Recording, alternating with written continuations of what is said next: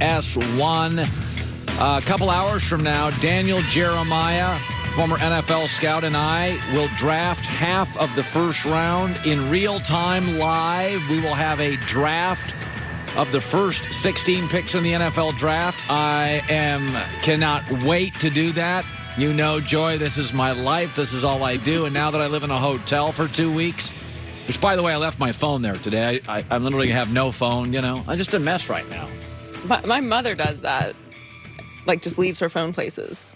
It'll be at, like, other people's houses, but, like, you didn't check, like, no? I mean, when you're living I'm eating matzo ball soup every day. I'm sleeping with my pants on. I mean, it's just the whole thing. I don't got my dogs. I don't have my wife. I wish we were doing like a YouTube reality series of Colin's life at the hotel. it's not good. So eventually, sports gives us answers. Joy and I were talking about this yesterday. When you watch those documentaries like Michael Jordan, I mean, you kind of hear about stuff. But there's nothing better than a great sports movie or a great sports book or a great sports article to give you all the little rumors, gossip, and innuendo. So for the last month, Russell Wilson and his people been taking shots at Pete Carroll. And I've told you for the last year, Pete's not really into Russ, and Russ used to be, but he's not really into Pete. And when Paul Allen, the owner, died, he was very passionate about football. His sister now owns the team. She's not that interested. She doesn't have the eagle eye on Pete Carroll. And Pete now runs the franchise. It is Pete's franchise. John Snyder doesn't have final say in personnel. Russell Wilson has little say in anything. It is a lopsided power dimension. Pete's got all of it.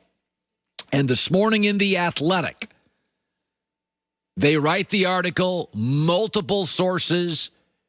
This is explosive. Apparently, before a Thursday night game against Arizona, Russell was struggling, came in, left the room furious with coaches dismissing his ideas. Russell Wilson went to receive Man of the Year during the Super Bowl, sat next to Roger Goodell, and seethed as he watched Tom Brady rarely get hit on the offensive line. Russell Wilson went back to Pete Carroll and said, can we talk about what we're going to do with the offensive line? And Russell Wilson was dismissed.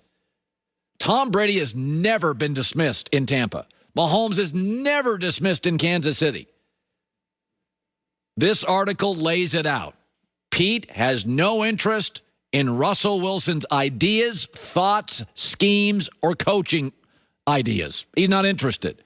And let's be honest, Pete's never really totally been into Russell Wilson. He sent the general manager, John Snyder, to scout Josh Allen out of Wyoming. That made Russell and his agent furious. And according to the Athletic story today, they would have absolutely drafted Mahomes if he falls to them. Now, come on. If you have Mahomes, you don't draft Russell Wilson. And if you have Russell Wilson, you don't draft Mahomes. They're just not that into him. I've been told Russell was into Pete Carroll, but now he's been sacked 394 times in 9 years, and he's over it.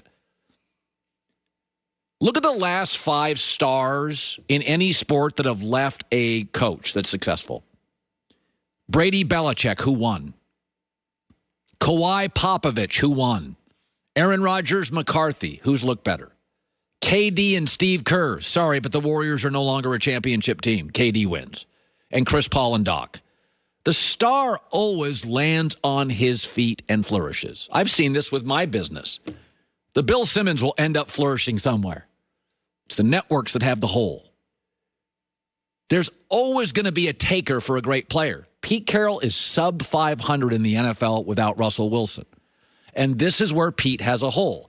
Russell Wilson was dogged at North Carolina State. This is his sensibility. He had to transfer out of North Carolina State because after 3 great years, Russell Wilson's coach dismissed him to Mike Glennon. So that's in his DNA. Russell's sensitive about that. He goes to Wisconsin and literally lights up the Big Ten, best numbers ever for Wisconsin football offense. And he doesn't get drafted until the 3rd round.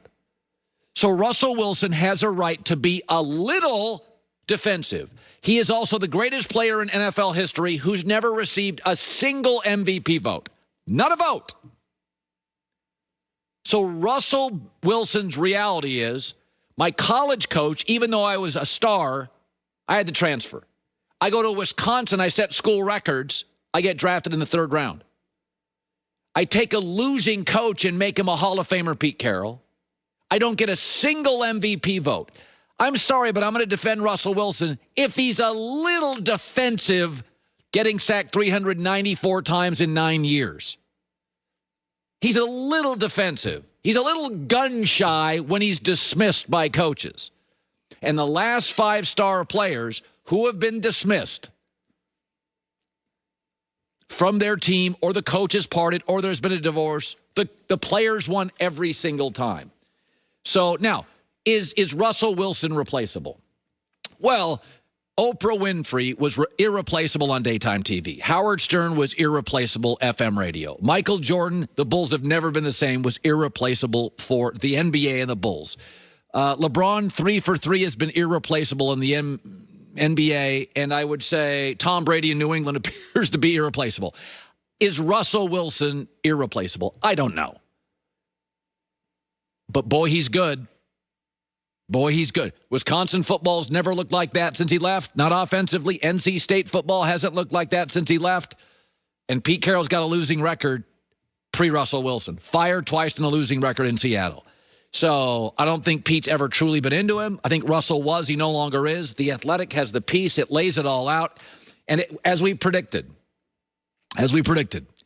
when Tom Brady went to Tampa and his team listened to him and they got him pieces he wanted and they rebuilt offensive pieces they were missing and they treated him like a star, look how, read this article, look how Russell Wilson has acted since then. Russell Wilson never leaked anything. Russell Wilson's people didn't do this. In the last month since Brady won, every week, Joey and I have been here, there's been a Russell Wilson story. And now it comes out. He watched Brady and that offensive line get rebuilt in a year. He watched Brady get Gronk. He watched Brady get Leonard Fournette. All the guys that scored for Tom Brady in the Super Bowl were guys that Tom Brady asked to get. Antonio Brown, Gronk, and Leonard Fournette. And he asked them, draft an offensive lineman. All of them. Seattle, Russell looks at that and says, can anybody ever listen to me? And they don't. So real drama. I still cannot believe Seattle would move off Russell Wilson. I can't believe they would. But read the story yourself. It's ugly.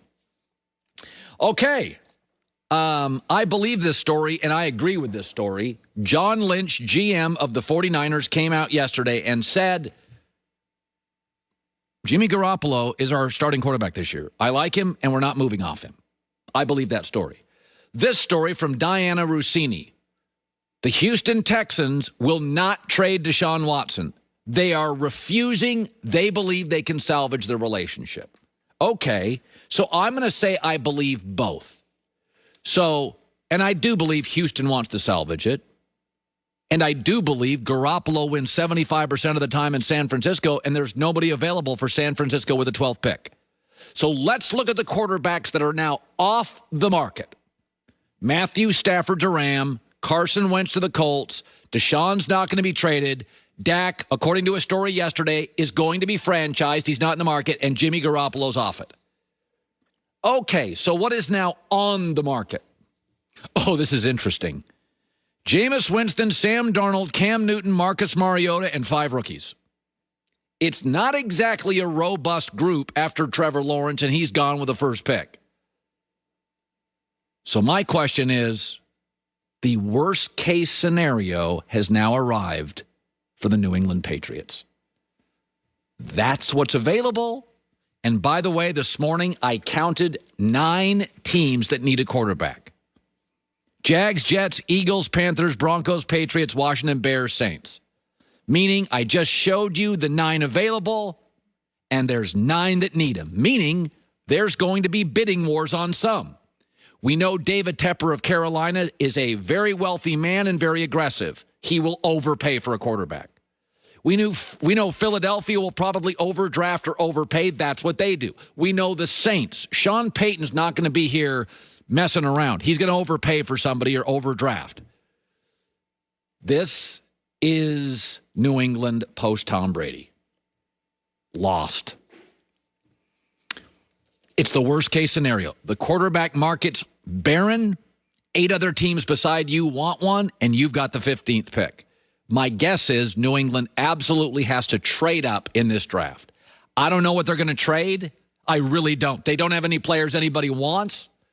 Maybe they give 3 first-round picks. But this is New England post-Brady. Pete Carroll, Seattle. Are you watching? All right, good stuff. Patrick Ewing, one of the all-time great centers, said something interesting about Steph Curry yesterday, and I think it speaks to something that puts Steph Curry in a class that there's only 2 other players that are ever his equal in the history of the sport, the history of the game, frankly. We'll talk about that coming up. Being at home, we've had a lot of time to focus on areas of our lives that maybe, we didn't think much about before. Have you ever thought about elevating your game, your diet, the protein in your life? Well, how about ButcherBox? First, they partner with folks who believe in going above and beyond when it comes to caring for animals and sustainability. They deliver free-range organic chicken, 100% grass-fed, grass-finished beef, heritage breed pork, fresh-cut seafood like scallops and salmon right to your door, fresh and overnight. 20 different cuts of meat to choose from with ButcherBox. Also, website, check it out. Lots of recipes if you're more griller than chef. New members for a limited time get 2 free New York strips and 1 free pack of bacon. All you have to be is a new member.